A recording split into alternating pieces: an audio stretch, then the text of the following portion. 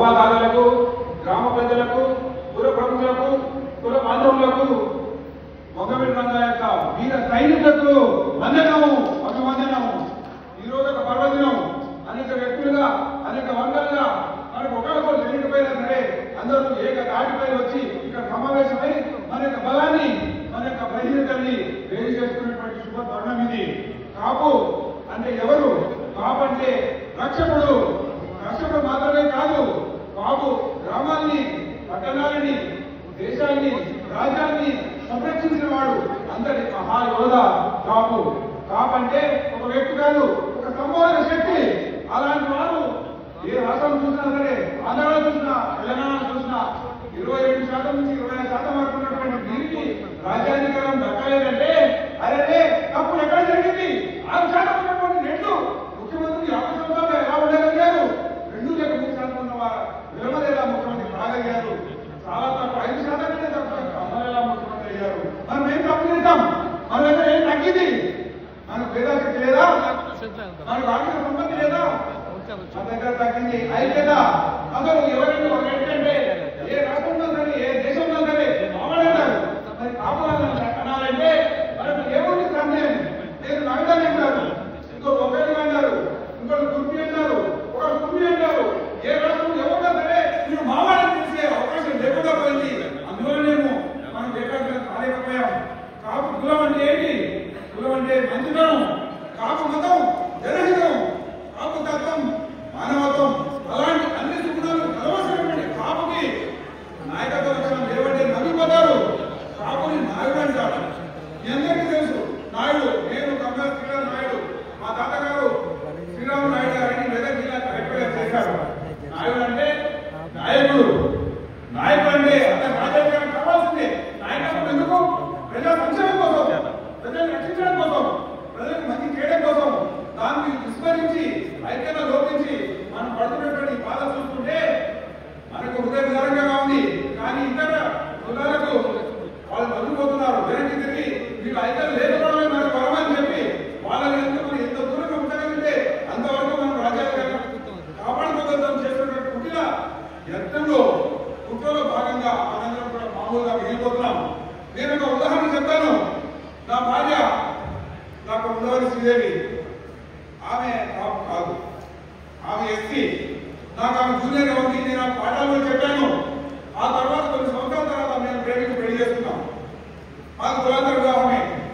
మాకు ఇద్దరు బంగారు బిడ్డలు కలిగారు. వాళ్ళు ఇద్దరు ఎడ్యుకేషన్ చేస్తున్నారు. గత 5 సంవత్సరాల క్రితం మేము ఎమ్మెల్యే టికెట్ కావాలి వైఎస్ఆర్సీపీని అభ్యర్థించడం జరిగింది. అప్పుడు ఇద్దరు ఇచ్చాం. నేను కాపు తరఫు నుంచి నేను అడిగాను, ఎస్సీ తరఫు నుంచి ఆమె అడిగింది. ఎస్సీ సెలక్షన్ ఎలాగో ఉంది. వాళ్ళు ఆలోచించుకొని అయ్యా నీ భార్య టికెట్ ఇస్తాం, నువ్వు గట్టిగా పోరాడితే నీకు ఛాన్స్ ఉంది. ఎందుకంటే మీరు డాక్టర్స్ ఉన్నారు. నేను 20 సంవత్సరాల నుంచి నేను డిగ్రీ చేసేట్టుగా ఇండియన్ నార్మల్ సర్జన్ కానీ ఎంతో గొప్ప సేవలు అందించా. మరి నీకున్న మంచి పేరుతో కొంతవరకు గెలిచే అవకాశం ఉందని తెలిసినప్పుడు ఆయన దగ్గర వాళ్ళు చెప్పారు, మేము పోటీ చేయబోతుంది తాడికొండ అంటే అమరావతి కాన్స్టిట్యున్సీ. అందులో ఎప్పుడు తెలుగుదేశం గెలుస్తుంది. 7 నుంచి 8 వేల వరకు మనం ఓడిపోతున్నాం. మీరేం చేయాలి అంటే తాడికొండ కాన్స్టిట్యున్సీలో 16,000 మంది కాపులు ఉన్నారు. ఆ కాపుల్లో కనీసం 10,000 మంది కాపులు మీరు ఓటేస్తే నీ భార్య గెలుస్తుంది, లేకపోతే మీరు ఓడిపోతాం. ఇక నువ్వు ఈ ఎలక్షన్ గెలిపించింది ఎవరంటే కాపులే. అక్కడ ఉన్నటువంటి ఎస్పీలు అందరూ సమానం ఉన్నారు. ఈ 16,000 ఎడిపోతే వాళ్ళు గెలుస్తారు. ఒకవేళ తెలుసుకోలేకపోతే ఆ కాపుని ఓటేయకపోతే ఎస్సీ కాన్స్టిట్యున్సీలో నీ భార్య ఓడిపోతుంది. దానికోసం మహర్షులు కష్టపడి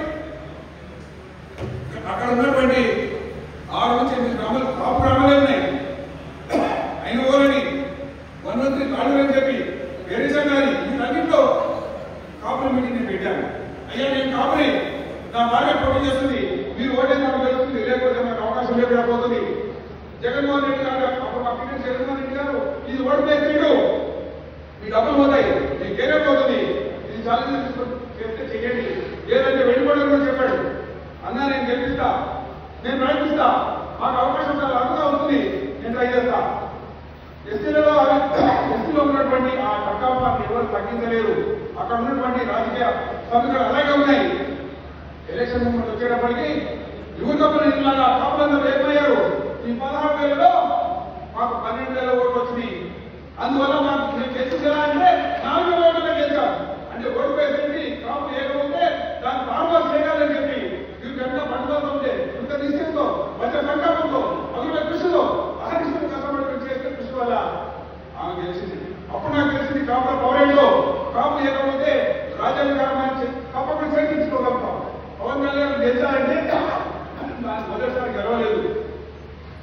ముందు ఎప్పుడు పోటీ చేసిన ఓడిపోయారని ఎద్దేవా చేస్తారు చాలా మంది.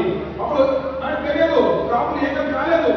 ఒక్కొక్కరు ఒక్కొక్క విధంగా, కొంతమంది తెలుగుదేశం వైపు, కొంతమంది వైఎస్ఆర్సీ వైపు, కొంతమంది ఇంకెక్కడ వెళ్తున్నారు బీఎస్పీ. కానీ వాళ్ళు కలిసి ఏమవుతుందో గత ఎలక్షన్ తెలిసింది. 20 మంది పోటీ చేస్తే గెలిచేద్దాం, 20 మంది గెలిచారంటే అందరికీ నిదర్శనం ఏం కావాలి. మనం కలిసినట్టుగా ఉంటే తప్పకుండా రాజ్యాంగానికి చేరుతుంది. ఆంధ్రప్రదేశ్ లో కానీ తెలంగాణలో కానీ మరి ఇతర రాష్ట్రాలైనా సరే అనేక చోట్ల ఆల్రెడీ కాపులు యూపీలో కానీ బీహార్లో కానీ మనం వచ్చింది ఎక్కడి నుంచి, మన మూలాలు ఎక్కడ ఉన్నాయి? కప్పులో వస్తేనే నగరం ఉత్తరప్రదేశ్ లో ఉన్నటువంటి అక్కడ అడవులను నరికి సారవంతమైన భూమిని చేరుకున్న వాడు ఎవరైనా ఉంటాడా? అలాంటి ఊహ ఎవరికైనా పడుతుందా? అందరు ధైర్యం చేయగలుగుతారా అంటే అది చేసి కాపులు మాత్రమే. అసలు అడవుల్లో యువతలు ఏర్పడుకొని ఒక పట్టణాలు కట్టి ఊళ్ళను కట్టి అక్కడ సారవంత భూమిని తయారు చేశారే.